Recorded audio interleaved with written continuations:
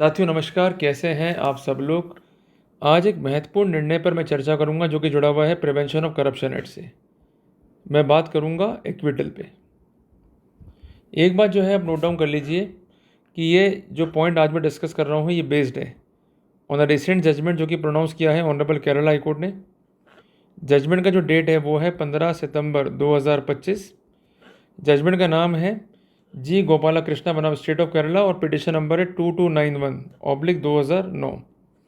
इस केस में वर्ष 2009 में अक्यूज़ को जो है कन्विक्ट किया गया था। अक्यूज़ वॉज कन्विक्टेड, ठीक है जी। ये कन्विक्ट हुआ था section 7, section 13 sub clause 1 sub clause D PC act के तहत। प्राइम कॉन्टेंशन क्या था प्रोसिक्यूशन का कि अक्यूज़ जो है ये पब्लिक सर्वेंट है and being a public servant इन्होंने डिमांड किया और एक्सेप्ट किया है अनड्यू एडवांटेज को, that's why he is liable. एक बात ध्यान रखिएगा कि ये स्टेटमेंट जो है अपने आप में ही इनकम्प्लीट है। सिर्फ डिमांड या सिर्फ एक्सेप्टेंस पर्याप्त नहीं है। प्रोसिक्यूशन को ये साबित करना होगा कि there is a pendency work. अगर पेंडेंसी नहीं तो मोटिव कैसे बनेगा, और मोटिव क्या है, एंटिसिपेशन ऑफ ब्राइब। और सबसे महत्वपूर्ण बात यह है कि इसके चलते इन्होंने अपनी पोजीशन का मिसयूज़ किया, तब जाके ऑफेंस कंप्लीट होगा, अदरवाइज कंप्लीट नहीं होगा। इसको जो है आप नोट डाउन कर लीजिए। तर्क क्या था बिफोर ऑनरेबल हाई कोर्ट कि जो परिवादी है ये इस केस में पक्षधुराई हो गया है, ही टर्न्ड हॉस्टाइल। ये आप जो है नोट डाउन कर लीजिए। देखिए, अगर सपोर्ट नहीं कर रहा है परिवादी किसी केस को तो इसका मतलब डायरेक्ट एविडेंस मिसिंग हो गई है। अब कानून क्या बोलता है इस पॉइंट पे, अगर एविडेंस डायरेक्ट नहीं है तो सर्कमस्टेंशियल एविडेंस को देखो। ये मैं नोट डाउन कर रहा हूँ आपके लिए, इसको भी जो है आप लिख लीजिएगा। क्लियर है बात ये। तो इस कंडीशन में जो शेडो विटनेस है या जो अदर इंडिपेंडेंट विटनेसेस हैं उनको भी देखना होता है। If they are supporting then it is okay, if they are not supporting तो वहाँ पर ये फैटल इम्पैक्ट जो है क्रिएट करता है प्रोसिक्यूशन के लिए। तो इसलिए मैं बार बार कहता हूँ कि जब भी आपके केस में परिवादी होगा हॉस्टाइल, जज जो है सबसे पहले जाएगा आपका ट्रांसक्रिप्शन पे, क्लियर है, जो कि जुड़ा हुआ है वेरिफिकेशन से, देन जो शेडो विटनेस है उस पर, और इसके साथ साथ ऐसे गवाह जो कि पुष्टि करते हैं किसी भी हद तक डिमांड और एक्सेप्टेंस की। अगर इस तरह के एविडेंस फाइल पे नहीं है या एविडेंस कॉम्प्रोमाइज़ है then definitely we will have the benefit. Clear हो गया अपने को। साथियों एक बात ध्यान रखिएगा कि जो मामले हैं प्रिवेंशन ऑफ करप्शन एक्ट के, उसमें जो महत्वपूर्ण जजमेंट है वो है नीरज दत्ता बनाम स्टेट ऑफ एनसीटी का, जिसका साइटेशन है 2023 AIR supreme court page number 330। ये आप जो है लिख लीजिए, मैं बोर्ड जो है क्लियर कर रहा हूँ। इसमें कुछ इंपॉर्टेंट गाइडलाइंस जो है पारित की गई हैं जो कि निम्न प्रकार है। सबसे पहली बात कि डिमांड को और एक्सेप्टेंस को साबित करना होगा, और ये बर्डन किस पर है, प्रोसिक्यूशन पे। क्लियर है। डिमांड साबित नहीं है, एक्सेप्टेंस जो है साबित नहीं है, तो अक्यूज को section 7, section 13 sub clause 1 sub clause D PC act के तहत जो है दोषित नहीं किया जा सकता। दूसरी इंपॉर्टेंट बात यह है कि there must be pendency work, जिसके आधार पर बनेगा मोटिव। जब तक मोटिव नहीं है, मींस एंटिसिपेशन नहीं है ब्राइब का, तो ऐसे सिनेरियो में साइकिल जो है वो कंप्लीट नहीं होता है। इनको ये प्रूव करना है कि इनलीगल ग्रेटिफिकेशन के लिए डिमांड किया गया और सब्सिक्वेंटली जो ब्राइब था उसको एक्सेप्ट किया गया।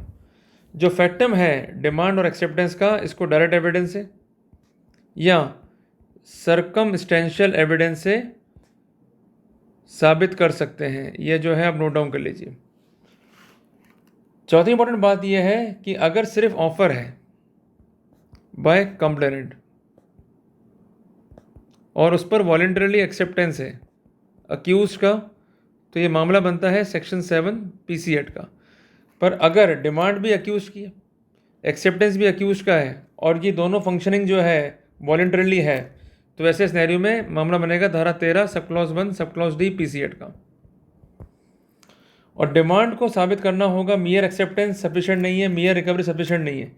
प्रिजम्पशन तभी पिक्चर में आएगा जब प्रोसिक्यूशन जो है प्रूव कर देगा फाउंडेशनल फैक्ट्स को। ये आप जो है नोट डाउन कर लीजिए। अगर फाउंडेशनल फैक्ट्स साबित नहीं है तो सेक्शन 20 पीसी एक्ट का प्रिजम्पशन ड्रॉ नहीं होगा।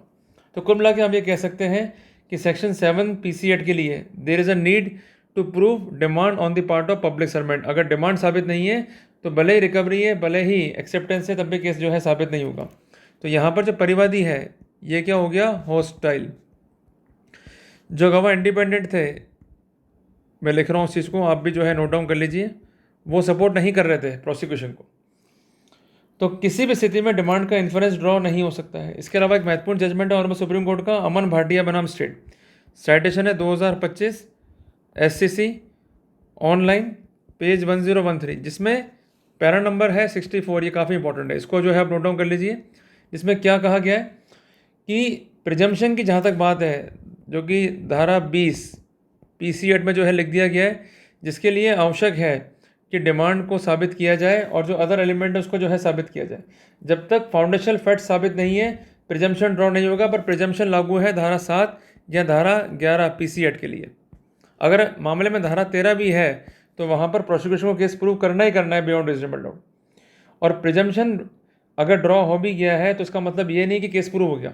अगर प्रिजम्पशन ड्रॉ हुआ है तो बर्डन अक्यूज पे है कि वो इन स्थितियों का एक प्लॉजिबल स्पष्टीकरण जो है दे दे।